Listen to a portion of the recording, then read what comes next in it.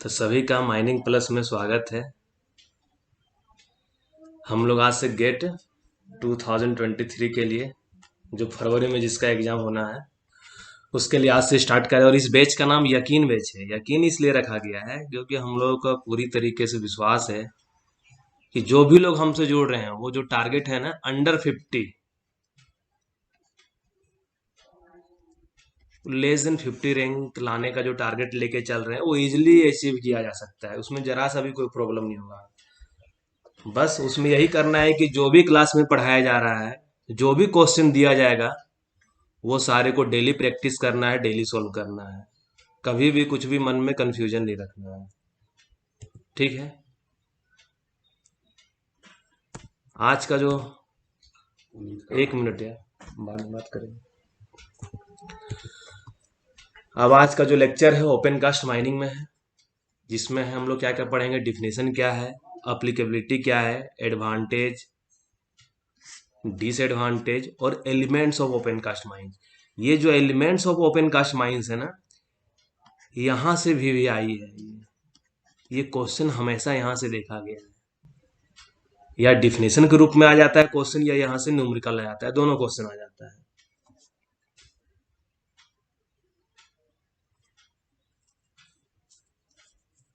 क्योंकि हमको यकीन है सर। हाँ जरूर, मतलब बता रहे हैं ना, जितना पढ़ाया जाएगा उतना कर लोगे। कोई भी तुमको न्यू क्वेश्चन नहीं मिलेगा। अगर कोई नया क्वेश्चन आ जाता है, अगर कोई क्वेश्चन सेटर कुछ नया सेट कर देता है, हो सकता है उसका तुम लोग कॉन्सेप्ट पता है वो सोल्व कर दोगे, नहीं तो वो नया क्वेश्चन सबके लिए न्यू ही रहेगा। अगर कोई अटपटा सा क्वेश्चन आ जाता है, न्यू क्वेश्चन, तो वो सबके लिए क्या रहेगा, न्यू ही रहेगा। वो रैंक या मार्क्स को इफेक्ट नहीं करेगा। वो रैंक या मार्क्स को कुछ भी इफेक्ट नहीं करेगा। लेकिन है कि हाँ, जो इजी क्वेश्चन आया हुआ है, इजी क्वेश्चन को कभी नहीं छोड़ना है। इतना बड़ा प्रैक्टिस कर लेना है ना कि क्वेश्चन देख के लगेगा यार ये क्वेश्चन यहाँ से आया हुआ है। सारा फॉर्मूला वगैरह को माइंड में अच्छे से सेट कर लेना है, क्योंकि इसमें थ्योरी प्लस न्यूमेरिकल।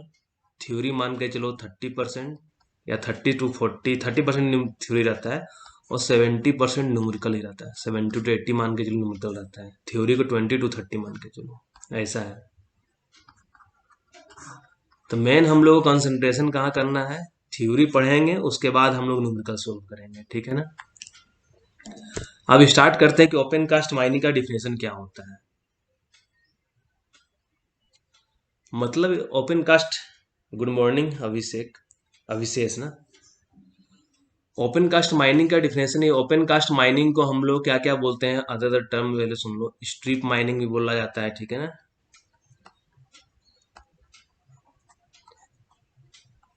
क्वेरी भी बोल देते हैं। अब बोला जा रहा है कि ओपन कास्ट माइंस या कोई भी क्वेरी जहां पे कोई एक्सकेवेशन किया गया है, क्या किया गया है, एक्सकेवेशन। या तो हम लोग सर्च कर रहे हैं, एक्सकेवेशन में क्या करेंगे, एक्सकेवेशन या तो हम लोग सर्च कर रहे हैं कि कोई डिपॉजिट वगैरह है क्या, कोयला वहां प्रेजेंट है क्या, या हम लोग वहां से ऑब्टेन कर रहे हैं, या मिल गया है तो हम लोग वहां से निकाल रहे हैं।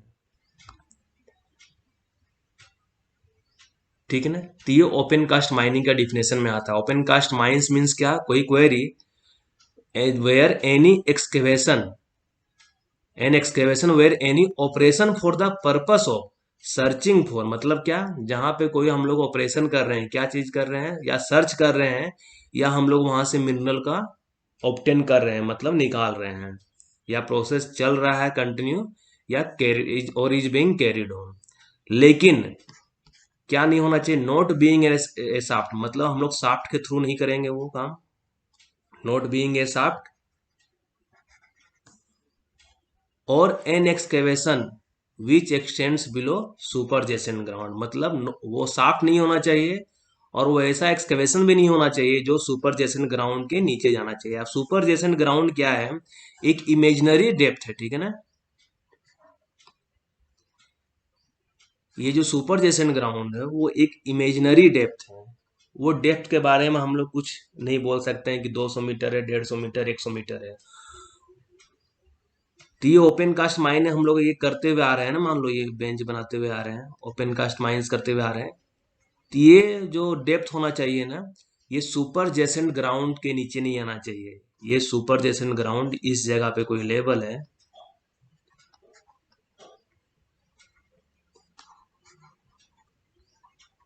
अगर हम लोग सुपर जेसन ग्राउंड के नीचे चले गए वर्किंग करते हुए तो वो फिर अंडरग्राउंड हो जाएगा। तो हम लोग क्या करेंगे, कोई भी वर्किंग है, सुपर जेसन ग्राउंड क्या है, एक इमेजिनरी डेप्थ है जो अल्टीमेटली हम लोग डिसाइड किसके थ्रू करेंगे, इकोनॉमिक क्राइटेरिया होता है ना, कि किस डेप्थ तक हम लोग ओपन कास्ट माइनिंग से एक्सकेवेशन कर सकते हैं, वो डिपेंड करता है अल्टीमेटली इकोनॉमिक क्राइटेरिया पे, कि हम लोग इन्वेस्टमेंट कितना कर रहे हैं, उससे अर्निंग हम लोग कितना हो रहा है, कितना पैसा इन्वेस्ट करना पड़ रहा है, कितना हम लोग को उससे गेन हो रहा है। तो सिंपल डिफिनेशन पूछ सकता है, क्योंकि ये रेगुलेशन नया रेगुलेशन में दिया हुआ है, सीएमआर 2017 में दिया हुआ है।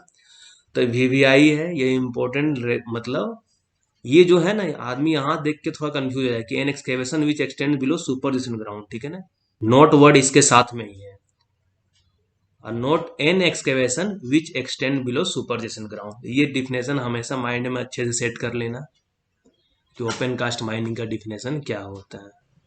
ठीक है, क्लियर है डिफिनेशन सभी को?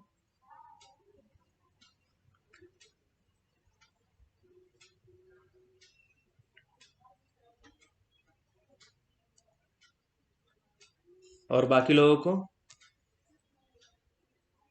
ठीक है।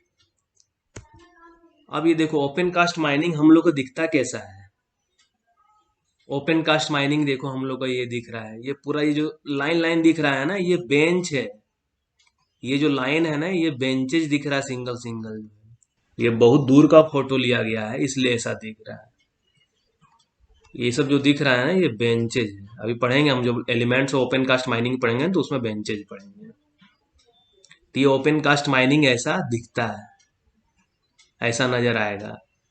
अगर प्रॉपर प्लानिंग में बेंचिंग वगैरह कर कर चलें तो ऐसा ही दिखता है ओपन कास्ट माइनिंग। नहीं तो फिर वो गड्ढा तुमको नजर आएगा, कहीं बेंच दिखेगा ही नहीं, ऐसा भी होता है। तो इस केस में क्या होता है, देखो ओपन कास्ट माइनिंग करते हैं ना, तो देखो ये एक स्लोप नजर आ रहा है ना, ये स्लोप को हमको मेंटेन करके रखना बहुत जरूरी होता है। ये स्लोप जो है, ये स्लोप का एंगल वगैरह हम लोग रेगुलेशन 105, हम लोग क्योंकि लेजिस्लेशन भी दिया हुआ है तो कुछ कुछ रेगुलेशन का पार्ट्स भी जो इम्पोर्टेंट है वो हम लोग पढ़ते हुए चलेंगे। ये क्या होता है, बहुत बार ओपन कास्ट माइनिंग करते हुए अगर ये स्लोप हम लोग मेंटेन करके प्रॉपर ना रखे ना, तो यहाँ से मटेरियल कोलैप्स कर जाता है, स्लाइड कर जाता है। तो बोलते हैं ना कि स्लोप फेल्योर हो गया। तो वो हाईवाल स्लोप का भी हो सकता है, और वो भी जो हम लोग डंप कर रहे हैं ओवरबर्डन मटेरियल, वहां भी हो सकता है। अब देखो इसमें क्या होता है, मान लो ओपन कास्ट माइनिंग कर रहे हैं, ठीक है ना, ये मान लो कोयला सिम नीचे पे, यहाँ पे कहीं कोयला सिम है, इसी को मान के चलते कि ये कोयला सिम है। तो ये ऊपर वाला क्या है, पूरा ये जो भी पूरा है, इसको हम लोग जो भी ओवरलाइंग स्टार्टा है, ये वो भी हो गया, जिसको हम लोग ओवरबर्डन बोलते हैं। वो एंगल हर एक के केस में अलग अलग है। हार्ड रॉक के केस में अलग है, सॉफ्ट के केस में अलग है, मैनुअल ओपन कास्ट माइनिंग के केस में अलग है, मैकेनाइज्ड ओपन कास्ट माइनिंग के केस में अलग है। वो हम लोग पढ़ेंगे। ये जो 105 106 नंबर जब हम रेगुलेशन अभी आगे नेक्स्ट पढ़ेंगे ना, तो इसमें ये सारा एंगल कॉन्सेप्ट वहाँ क्लियर हो जाएगा। तो पहले समझो ओपन कास्ट माइनिंग में क्या होता है, कि सिंपल ओपन कास्ट माइनिंग में क्या होता है, ये कोयला सिम रहेगा, और ये ऊपर में जो भी रहता है ओवरबर्डन, सैंड सैंडस्टोन सेल वगैरह जो भी रहा, ये रहा। तो ओपन कास्ट माइनिंग में क्या करते हैं हम लोग, पहले ये जो अनप्रोडक्टिव मटेरियल है, जो हम लोग कोई यूज का नहीं है, इसको पहले निकालते हैं। उसके बाद ही हम लोग कोयला सिम तक पहुंच पाते हैं, है ना। ये जो कोयला सिम है वहां तक पहुंच पाएंगे। जबकि अंडरग्राउंड में क्या करते हैं हम लोग, ये अनप्रोडक्टिव मटेरियल निकालते नहीं है, ये सीधा हम लोग एक शाफ्ट बना देंगे, इधर से एक शाफ्ट ड्राइव इन कर दिए, शाफ्ट ड्राइव कर दिए, और शाफ्ट से इसको कनेक्ट कर दिए। नहीं तो क्या करते हैं हम लोग, इनक्लाइन बना दिए, और इनक्लाइन में थोड़ा बहुत मटेरियल हैंडल करना पड़ा, मतलब अनप्रोडक्टिव मटेरियल, लेकिन सीधा क्या है कि वो कोयला सिम में ही टच करवा देंगे। तो उस केस में होता है कि ये जो लार्ज हम लोग ओबी हैंडल कर रहे हैं ना, वो हैंडल करना नहीं पड़ता है हम लोग को। तो ये सिंपल ओपन कास्ट माइनिंग हुआ, उसका डायग्राम हुआ। अब कुछ डिफिनेशन और पढ़ लेते हैं। कोयला का डिफिनेशन क्या होता है, what do you mean by coal. तो जब भी अगर एग्जाम में क्वेश्चन आता है ना, तो क्वेश्चन एग्जाम में यही रहेगा, बाकी कोई टर्म यूज नहीं करेगा, क्योंकि माइनिंग का जब रेगुलेशन आ गया है तो रेगुलेशन से बाहर का कुछ भी अपना डिफिनेशन ले नहीं सकता है। तो कोल मतलब क्या? कोल इंक्लूड्स एंथ्रासाइट, बिटुमिनस, लिग्नाइट, पीट and any other form of carbonaceous matter. Anthracite, bituminous, lignite, पीट तो कोयला का प्रकार हो गया, 4 प्रकार। और क्या है, कोई अदर फॉर्म रहेगा ना कार्बोनेशियस मैटर का, उसको भी हम लोग कोयला ही बोलेंगे। कब बोलेंगे? जब उसको सोल्ड करेंगे या मार्केटेड एज ए कोल, या उसको हम लोग बेच सेल करेंगे, और या उसको हम लोग एज ए कोल मार्केटिंग करेंगे। तो ये कोल का डिफिनेशन के अंदर आता है, ये भी डिफिनेशन इंपॉर्टेंट है। कोयले के अंदर क्या आ गया? कोल इंक्लूड्स एंथ्रासाइट, बिटुमिनस, लिग्नाइट, पीट and any other form of carbonaceous matter. तो यहीं पे क्वेश्चन बहुत बार आ जाएगा, any other form of carbonaceous दिया हुआ है, नन कार्बोनेशियस ऑप्शन में दे देगा, और एक दो अटपटांग सा आंसर दे देगा। तो तुमको क्या ऑप्शन माइंड में रखना है? कार्बोनेशियस, जिसमें कार्बन प्रेजेंट है, ठीक है। ये भी कि ओपन कास्ट माइनिंग में ही हम लोग, ओपन कास्ट माइंस में ही हम लोग HEMM यूज करते हैं। HEMM पहले तो full form heavy earth moving machinery, ठीक है ना। और हैवी अर्थ मूविंग मशीनरी किसको बोलेंगे? मीन्स कोई भी मशीनरी जो ओपन कास्ट में यूज हो रहा है ना, किसके लिए? डिगिंग करने के लिए, जो भी सॉवेल वगैरह यूज हो रहा है, ड्रैग लाइन वगैरह यूज हो रहा है, ड्रिलिंग करने के लिए। लेकिन ड्रिलिंग में कौन सा ड्रिल नहीं आएगा, ये ध्यान रखना। क्वेश्चन इसलिए इंपॉर्टेंट है। HEMM का डिफिनेशन क्यों इंपॉर्टेंट है? क्योंकि ड्रिलिंग में अगर कोई भी हैंड हेल्ड ड्रिल रहा है, जैसे अंडरग्राउंड माइंस में कौन सा है ड्रिल यूज करते हैं? हैंड हेल्ड ड्रिल, है ना, हैंड हेल्ड ड्रिल। तो वो HEMM के अंदर नहीं आएगा, HEMM के अंदर नहीं आएगा, हैंड हेल्ड ड्रिल नहीं आएगा। दूसरा कौन नहीं आएगा? जो अप टू 50 mm होल तक ड्रिल कर सकता है, अप टू 50 mm डाया का होल ड्रिल कर सकता है, अप टू 50 mm डाया का होल ड्रिल कर सकता है, ठीक है ना। अप टू 50 mm डाया अपना एडजस्ट कर लेना। अगर कोई 51 mm का होल ड्रिल करता है, कोई ड्रिल मशीन, लेकिन अगर वो हैंडहेल्ड नहीं है, तो उसको बोलेंगे क्या कि ये हम लोग का HEMM है। जेक हैमर भी HEMM नहीं है, ठीक है ना। जो जेक हैमर है वो भी HEMM नहीं है, क्योंकि हैंडहेल्ड है, हाथ से पकड़ के उसमें हम लोग ड्रिलिंग करते हैं। तो वही है एक्सक्लूडिंग। देखो एक्सक्लूडिंग वाला ज्यादा इंपॉर्टेंट है। ये क्वेश्चन इसीलिए इंपॉर्टेंट है क्योंकि ये अप टू 50 mm जो है ना, ड्रिल मशीन के केस में वही ज्यादा इंपॉर्टेंट है। Excluding handheld drills and drill machine capable of drilling hole of a diameter up to 50। साथ में ड्रेजिंग हो गया, अंडर वाटर माइनिंग वगैरह जो करते हैं, हाइड्रोलिकिंग हो गया, रिपिंग हो गया, रिपर के थ्रू करते हैं, डोजिंग हो गया, डोजर के थ्रू करते हैं, ग्रेडिंग हो गया, ग्रेडर के थ्रू करते हैं, एक्सकेवेटिंग, एक्सकेवेटर हो गया, लोडिंग भी, जो एक्सकेवेटिंग इक्विपमेंट है वही लोड भी करेगा, और जो भी इक्विपमेंट ट्रांसपोर्टिंग कर रहा है मिनरल का और ओवरबर्डन का, मतलब डंपर वगैरह हो गया।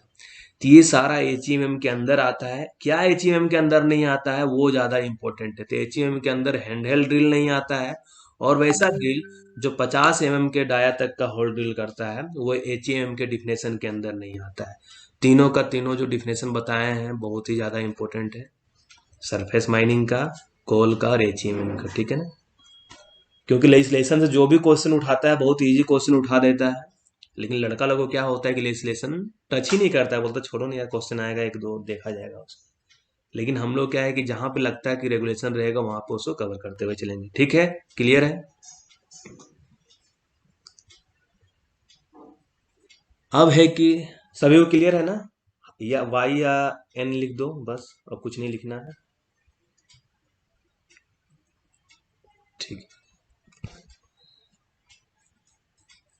अब आता है कि अप्लीकेबिलिटी ऑफ सरफेस माइनिंग क्या है, कि सरफेस माइनिंग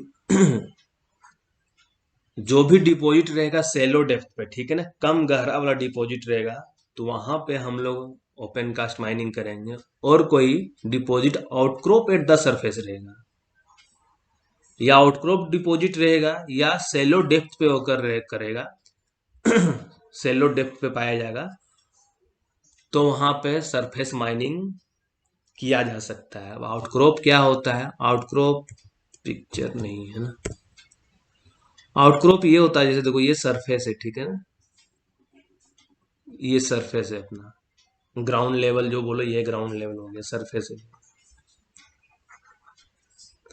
अब इधर से कोई कोयला सिम गया हुआ है, ठीक है ना, ये कोयला सिम गया हुआ है।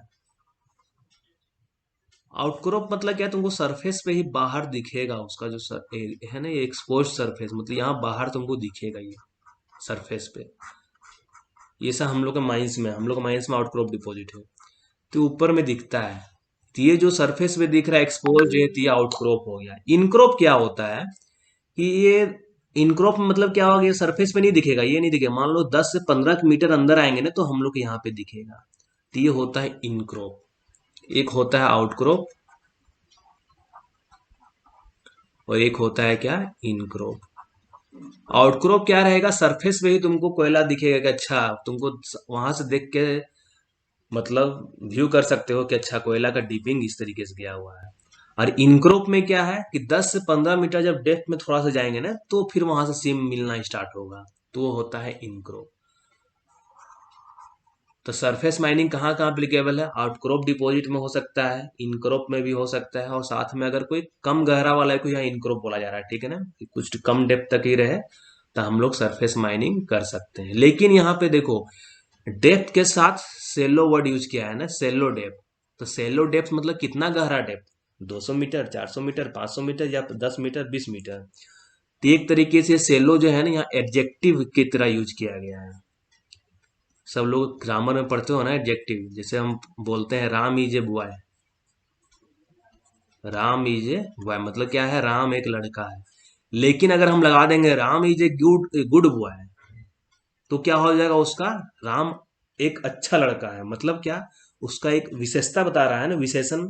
एक तरीके से एडजेक्टिव है बॉय के आगे कि राम कैसा है, गुड है, अच्छा लड़का है।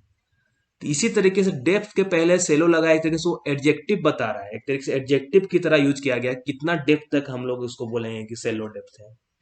तो वही है यहाँ कि जो एडजेक्टिव है ना, ग्रामर वाला एडजेक्टिव है, the adjective sallow is subjective one. मतलब एडजेक्टिव का मीनिंग भयावह है, बहुत बड़ा मीनिंग है, भयावह नहीं, बहुत बड़ा मीनिंग है, सब्जेक्टिव मीनिंग है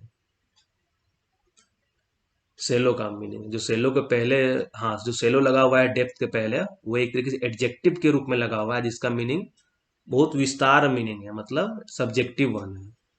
और वो जो डेप्थ है, वो कंसिडरेबली वेरी कर सकता है, वो किस टाइप का डिपॉजिट है और किस प्रकार का टेक्नो इकोनॉमिक इन्वायरमेंट में यूज किया जा रहा है। लेकिन अल्टीमेटली किस डेप्थ तक जाएंगे, वो हम लोग को पैसा से ही डिसाइड करना है। It is basically the economic criteria that ultimately decide up to what depth an ore body can be profitably exploited by surface mining। क्या कि किस डेप्थ तक हम लोग अल्टीमेटली सरफेस माइनिंग के थ्रू मिनरल डिपॉजिट का एक्सप्लॉइट कर सकते हैं, एक्सकेवेशन कर सकते हैं, वो अल्टीमेटली किस पे डिपेंड करेगा, इकोनॉमिक क्राइटेरिया पे, पैसा पे डिपेंड करेगा। और उसके बाद हम लोग का मेथड ऑफ वर्किंग क्या होगा कि सॉइल डंपर हम लोग कॉम्बिनेशन यूज करेंगे, ड्रैग लाइन लगाएंगे, बकेट टूल एक्सकेवेटर लगाएंगे, सरफेस माइनर लगाएंगे। ये सारा फैक्टर उसके बाद हम लोग कंसीडर करते हैं, लेकिन सारा फैक्टर जो भी डेप्थ वगैरह है, सब किस पे डिपेंड करता है, इकोनॉमिक क्राइटेरिया पे। और साथ में अदर पैरामीटर क्या क्या कंसीडर किया जाता है, ग्रेड हो गया या रिचनेस ऑफ डिपॉजिट। ये जनरली मेटल माइंस के केस का है, ठीक है ना, मेटल माइंस के केस में कि वहीं पे ग्रेड वगैरह टर्म यूज किया जाता है। मतलब क्या, हाई ग्रेड और है, लो ग्रेड और है। जिस तरीके से ओपन कास्ट या माइनिंग में हम लोग करते हैं ना कि हाँ, कोयला का कैलोरीफिक वैल्यू के आधार पे उसका जो एस कंटेंट के बेसिस पे क्लासिफिकेशन किया गया है, तो उसी तरीके से हाई ग्रेड और क्या होता है, लो ग्रेड क्या और क्या होता है, वो हम लोग सारा मेटल माइन से पढ़ेंगे। फिर टाइप ऑफ मिनरल, मतलब किस टाइप का मिनरल डिपॉजिट है। अब टाइप ऑफ मिनरल, कहीं मान लो डायमंड वाला डिपॉजिट है,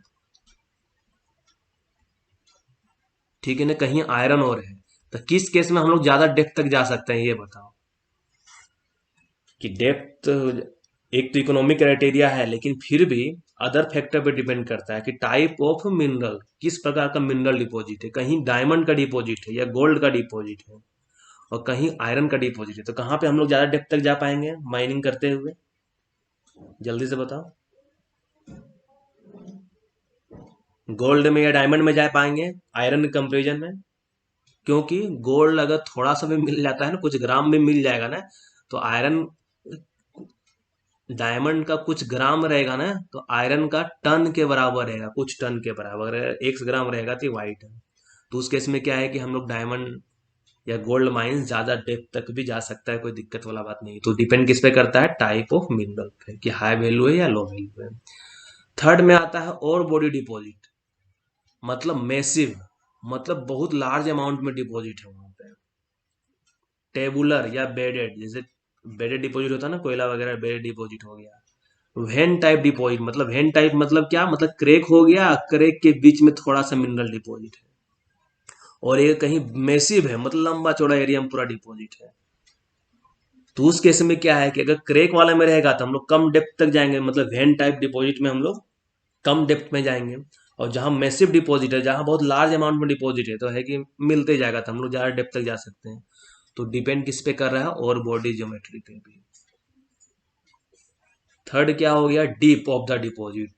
अब डीप क्या हो सकता है? पूरा फ्लैट डिपॉजिट भी हो सकता है, जेंटली डीपिंग भी हो सकता है, और स्टीपली डीपिंग भी हो सकता है। ठीक है ना, सबका एंगल है, वो एंगल बता दिया जाएगा तुम लोग कि क्या होता है फ्लैट, जेंटली डिपिंग, क्योंकि मेनली वो अंडरग्राउंड जो पढ़ेंगे ना, तो वहां पे वो चीज था। तो डीप ऑफ द डिपॉजिट पे भी डिपेंड करेगा वो। अगर फ्लैट डिपॉजिट रहेगा, है ना, तो इस केस में हम लोग अलग मेथड ऑफ वर्किंग, मतलब क्या, जो भी हम लोग एक्सकेवेटर वगैरह है कुछ अलग सेलेक्ट कर सकते हैं। स्टिपली डिपिंग रहेगा तो हम लोग उसी के अनुसार क्या है कि स्टिपली डिपिंग रहेगा तो हम लोग क्या है, ये जो ओबी है इसको हैंडल करना पड़ेगा। फ्लैट डिपॉजिट में क्या, ये जो ओबी रहेगा, मान लो ये सरफेस है, यहाँ भी ये सरफेस है, जैसे अगर इंक्लाइन रहेगा तो उस केस में क्या है, यहाँ तो ओबी कम हैंडल कर, लेकिन जैसे जैसे डेप्थ पे जाएंगे ओबी ज्यादा हैंडल करना लगेगा, करना पड़ेगा। तो ये सारा फैक्टर कंसिडर किया जाता है। साइज ऑफ द डिपॉजिट, यहाँ क्या है, स्मॉल साइज है डिपॉजिट का, कहीं मान लो थोड़ा बहुत डिपॉजिट है, कहीं इससे थोड़ा बड़ा है, कहीं इससे भी थोड़ा बड़ा है, स्मॉल मीडियम लार्ज, तो उस पर भी डिपेंड कर जाएगा।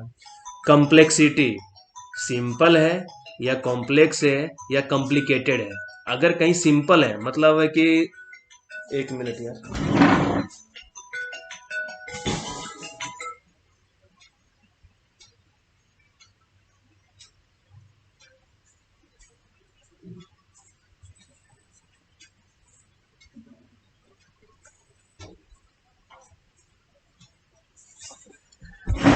ठीक, डिपॉजिट क्या है? कम्प्लेक्सिटी, या सिंपल डिपॉजिट है या कम्प्लेक्स है, कॉम्प्लिकेटेड है। कॉम्प्लिकेटेड मतलब क्या कि मान लो 5-6 और आपस में साथ में मिल गया है, अब हम लोग डिसाइड ही नहीं कर पा रहे कि साला कौन सा और निकालना ज्यादा हम लोग के लिए ठीक है। कम्प्लेक्स मतलब सिंपल और कॉम्प्लिकेटेड के बीच वाला, और सिंपल रहेगा, तो इस पे भी डिपेंड कर जाता है। Terrain and elevation of mine site, मतलब जहाँ पे और डिपॉजिट है, ये कहीं हिली एरिया में प्रेजेंट हो सकता है, तो क्या एलिवेशन है उस पर भी डिपेंड करता है। रिमोटनेस मतलब होता है ना, कहीं अच्छा डिस्ट्रिक्ट से कनेक्टिविटी रहे, कोई कोई माइंस बहुत ज्यादा रिमोट एरिया में रहता है, तो वो सारा पैरामीटर भी कंसिडर किया जाता है। क्लाइमेट ऑफ द एरिया, कि वहाँ का हमेशा क्लाइमेट कैसा रहता है, या गर्मी के दिन में बहुत ज्यादा गर्मी पड़ गया, ठंडा के दिन में बहुत ज्यादा ठंडा पड़ गया, बरसात के दिन में बहुत ज्यादा बरसात हो गया, तो ये सारा पैरामीटर भी हम लोग का है कि ओपन कास्ट माइनिंग अगर करते हैं तो वेदर का उसमें बहुत ज्यादा इफेक्ट होता है। अभी क्या चल रहा है, रेनी सीजन चल रहा है, तो बहुत सारा माइंस बंद हो जाता है, क्योंकि इतना ज्यादा माइंस में मड वाला कंडीशन हो जाता है ना, muddy and slippery whole road हो जाता है, मर्डी भी हो जाता है और स्लिपरी हो जाता है। इसके कारण क्या होता है, जो भी मशीनरी टायर माउंटेड होता है उसके लिए चलना बहुत मुश्किल हो जाता है। तो क्लाइमेट का बहुत ज्यादा इफेक्ट पड़ता है ओपन कास्ट माइनिंग में। ठंडे के दिन में क्या है कि इतना ज्यादा ठंडा आ जाएगा कि वर्कर लोग ही फुल इफिशियंसी के साथ काम नहीं कर पाएगा, और गर्मी के दिन में दोपहर में काम करना बहुत टफ हो जाता है।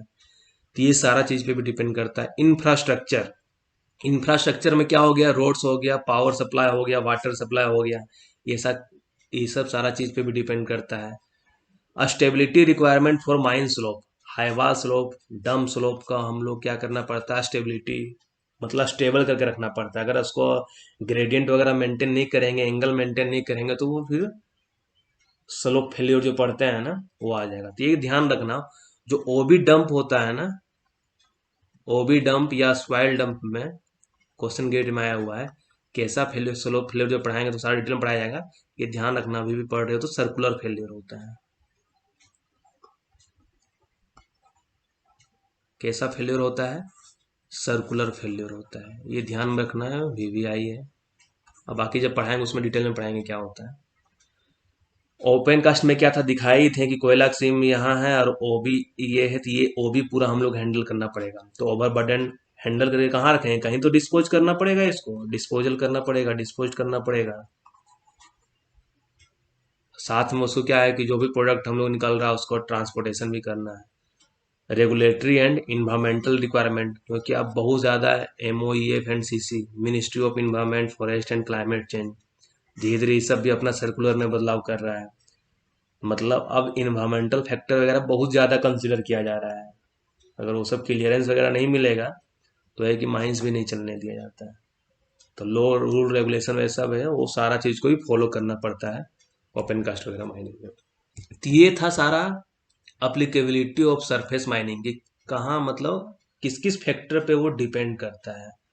कि सरफेस माइनिंग करने जा रहे हैं तो पैसा पे डिपेंड करेगा ही, इकोनॉमिक क्राइटेरिया पे डिपेंड करेगा ही, लेकिन साथ में और किस किस फैक्टर पे डिपेंड करता है, वो सारा फैक्टर यहाँ पे है। तो ये ज़्यादा इंपॉर्टेंट नहीं था, लेकिन है कि सरफेस माइनिंग पढ़ रहे हैं तो उसका अप्लीकेबिलिटी, एडवांटेज डिसएडवांटेज हम लोग को जानना चाहिए। इसका एडवांटेज क्या है ओवर अंडरग्राउंड माइन में? अंडरग्राउंड माइंस में क्या होता है कि हम लोग बोर्ड एंड पिलर, मान लो एक मेथड ऑफ वर्किंग है, ठीक है ना, या लोंगवाल है, जो भी है, डेवलप कर लेते हैं। बाद में क्या करते हैं, ये पिलर को भी एक्सट्रैक्ट करते हैं, डीप लेयरिंग जिसको बोलते हैं, ठीक है ना, ये पिलर को एक्सट्रैक्ट किए। लेकिन फिर भी क्या होता है कि हम लोग कुछ ना कुछ कोयला गोप में छूट ही जाता है। जो भी माइंस में ट्रेनिंग किए होगे देखे ही होंगे। तो ओपन कास्ट माइनिंग में क्या है, वो नहीं छूटता है इसमें, इसलिए हायर हायर प्रोडक्शन है ओपन कास्ट माइनिंग में। ओपन कास्ट माइनिंग में क्या है, ग्रेटर सेफ्टी। अंडरग्राउंड में क्या है कि रूप फॉल होने का चांस है, इतना इतना वहाँ रोप वगैरह यूज हो रहा है, डायरेक्ट रोप होलेज, इनलेस रोप होलेज, तो कहीं से भी वर्कर लोग हो कि रस्सा रोप वगैरह से अपना आपको चोट लगा लेता है, लग जाता है बहुत बार। उसमें होता है क्लिप वगैरह जो होता है कि रोप और टब को अटैच किया जाता है जो ड्रोबार पुल में। तो वहां पे भी बहुत मतलब ज्यादा सेफ्टी का ध्यान रखना पड़ता है अंडरग्राउंड माइंस में। कहीं ड्रेसिंग कर रहा है, रूप ड्रेसिंग कर रहा है, वर्कर ज्यादा चालाक नहीं रहा, वो यहाँ से खड़ा होकर कर दिया, पता चला कि इधर लो कहीं पोर्शन गिर गया उसके ऊपर, तो ये बहुत ज्यादा दिक्कत होता है। उसी तरीके से वर्किंग इन्वायरमेंट का भी दिक्कत अंडरग्राउंड में। गैसी सिम रहेगा फर्स्ट सेकंड थर्ड डिग्री वाला, उसके अनुसार मीथेन का निकलेगा, वहाँ कार्बन मोनोऑक्साइड निकलेगा। तो वहां पे क्या है कि वर्किंग इन्वायरमेंट भी थोड़ा अंडरग्राउंड में खराब रहता है। तो ओपन कास्ट में क्या है, greater safety and better working environment. Open cast में सपोर्ट का कोई प्रॉब्लम नहीं है।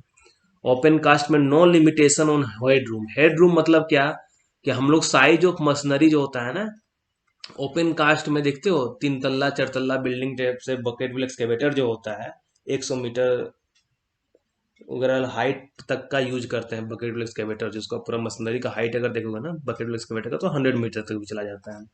और ओपन कास्ट अंडरग्राउंड माइंस में क्या है कि हम लोग HDL यूज करें, LHD यूज करें, मतलब लो हाइट यूज करते हैं। मतलब क्यों, क्योंकि वहां पे फ्लोर है, रूफ है, तो इससे कम ही तो हाइट रखेंगे हम लोग जब भी रखेंगे। तो हाइट जानते हैं रेगुलेशन के तहत 3 मीटर है, तो जो भी मशीनरी का हाइट रहेगा 3 मीटर से कम रहता है। तो वही है हेड रूम, मतलब वही। तो ओपन कास्ट में क्या है, no limitation on head room. Open cast में क्या है, high degree of mechanisation possible है, मतलब बड़ा बड़ा मशीनरी वगैरह लाके यहाँ रख, मतलब हम लोग यूज कर सकते हैं। इसमें क्या हायर रिकवरी है, मतलब लॉस नहीं होता है हम लोग को, गोफ वगैरह में लॉस नहीं होता है। होता है ना कि माइनेबल रिजर्व, जियोलॉजिकल रिजर्व, तो ओपन कास्ट में सारा एक्सट्रैक्ट कर लेते हैं। ओपन कास्ट में क्या है कि लो ग्रेड ओर को भी हम लोग एक्सट्रैक्ट कर सकते हैं प्रॉफिटेबली, क्योंकि अब सरफेस माइनर वगैरह आ गया है। तो जो हाई ग्रेड ओर को तो उसको तो एक्सट्रैक्ट करते ही हैं, लेकिन लो ग्रेड ओर को भी हम लोग सेपरेटली एकदम एक्सट्रैक्ट करते हैं कि उससे प्रॉफिट हो। ओपन कास्ट माइनिंग में हायर फ्लेक्सिबिलिटी ऑफ ऑपरेशन है, कि मान लो अभी सॉइल डंपर यूज कर रहे हैं, अम्मा ने क्या यार यार सॉइल डंपर हटा, यहाँ कुछ दूसरा मशीनरी भी ला सकते हैं। तो उस केस में हो सकता है कि हम लोग अगर सिचुएशन वैसा डिमांड किया तो और कुछ अदर मशीनरी भी हम लोग ला सकते हैं। लेकिन ओपन अंडरग्राउंड माइंस में कि एक बार जो सिस्टम एस्टेब्लिश हो गया कि डायरेक्ट ड्रॉप हॉलेज सिस्टम की टब से ही मिनरल वगैरह आएगा, HDL चलेगा, LHD चलेगा, तो फिर ये नहीं कि वहां पे हम लोग सीएरएल चला सकते हैं, नहीं चला सकते हैं। तो ये बहुत ज्यादा रिस्ट्रिक्टेड अंडरग्राउंड में ओपन कास्ट में क्या है, हायर फ्लेक्सिबिलिटी ऑपरेशन का। और ओपन कास्ट माइनिंग में क्या है, greater concentration of all operation and simplified management of man and machine. ऐसा क्यों बोलते हैं, ये देखो एक पिक्चर दिखाते हैं तुम लोग को, यही पिक्चर है ना, तो यहीं पे हम लोग कहीं पे मान लो माइंस में क्या करते हैं कि व्यू पॉइंट बना लेते हैं, व्यू पॉइंट, यहाँ से पूरा माइंस नजर आता है। हर एक ओपन कास्ट माइंस में व्यू पॉइंट होता है, कोई भी आते हैं ना माइंस इंस्पेक्शन करने के लिए, CND, GM, DGMS या सिंपल माइंस का भी मैनेजर वगैरह जो भी होते हैं, वो क्या करते हैं, व्यू पॉइंट जाकर अच्छा सा एकदम मस्त तैयार किया रहता है व्यू पॉइंट। व्यू पॉइंट से सारा नजारा तुम देख सकते हो, एक तरीके से यही बोलो कि कहाँ क्या चल रहा है, वो सारा चीज यहाँ एक जगह से नजर आ जाएगा, कौन काम कर रहा है, कौन फाकी मार रहा है, वो सारा नजर आएगा। लेकिन अंडरग्राउंड माइंस में क्या है, ये डीप हो गया, इधर लेवल अलग हो गया, इधर काम हो रहा है, मतलब अब है कि आदमी मान लो गवर्नमेंट सरदार फिक्स है कि 3 से 4 रहेगा, और आदमी जगह जगह काम करने वाला है, 10 जब मान लो 15 जगह पे काम कर रहा है, सब जगह पे इंस्पेक्शन या मैनेजमेंट मतलब करना पॉसिबल नहीं है, सुपरविजन करना पॉसिबल नहीं है। तो ओपन कास्ट में क्या है, वो बहुत ईजी होता है, simplified management of man and machine. Ventilation का प्रॉब्लम नहीं है, रूफ का कोई प्रॉब्लम नहीं है, lighting illumination problem is less, मतलब क्या, ओनली डार्क होने के बाद, मतलब अंधेरा होने के बाद ही यहाँ लाइट चाहिए होता है ओपन कास्ट माइनिंग में। यहाँ साइज ऑफ इक्विपमेंट और वेट ऑफ इक्विपमेंट में कोई दिक्कत नहीं है, कितना बड़ा साइज का रख लो। लेस कॉस्ट ऑफ प्रोडक्शन है, बेटर ग्रेड कंट्रोल है, मतलब हम लोग सेपरेट सेपरेट सेपरेट भी निकाल सकते हैं, एक्सकेवेट कर सकते हैं, और हम लोग ग्रेड कंट्रोल कर सकते हैं। एक आता है लेस गेस्टेशन पीरियड, ये इंपॉर्टेंट है। गेस्टेशन पीरियड क्या होता है, गेस्टेशन पीरियड ये होता है the time interval between mining start, जब हम लोग माइनिंग स्टार्ट कर रहे हैं, ये इंपॉर्टेंट है, नोट कर लेना तुम लोग जब भी बैठे हो क्लास में, पेन पेपर लेके बैठना, mining start and production start.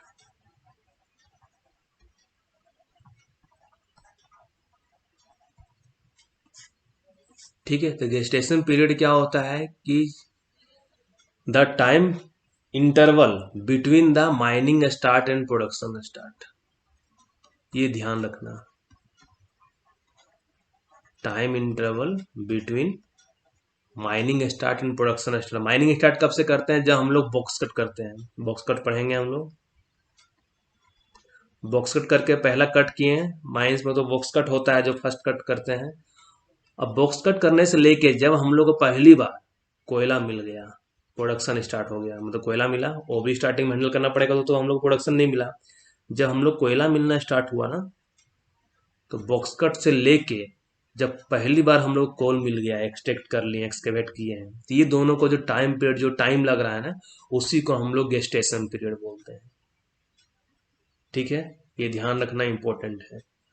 Lower specific investment मतलब क्या, कि अगर 1 टन कोयला का प्रोडक्शन करेंगे ना, तो अंडरग्राउंड और ओपन कास्ट में अगर हम लोग कंपेयर करेंगे, तो इसमें लोअर स्पेसिफिक इन्वेस्टमेंट आता है, मतलब लोअर कैपिटल कॉस्ट आता है। ठीक है ना। और ओपन कास्ट माइनिंग में क्या है कि जो माइनिंग करने के बाद क्या हुआ,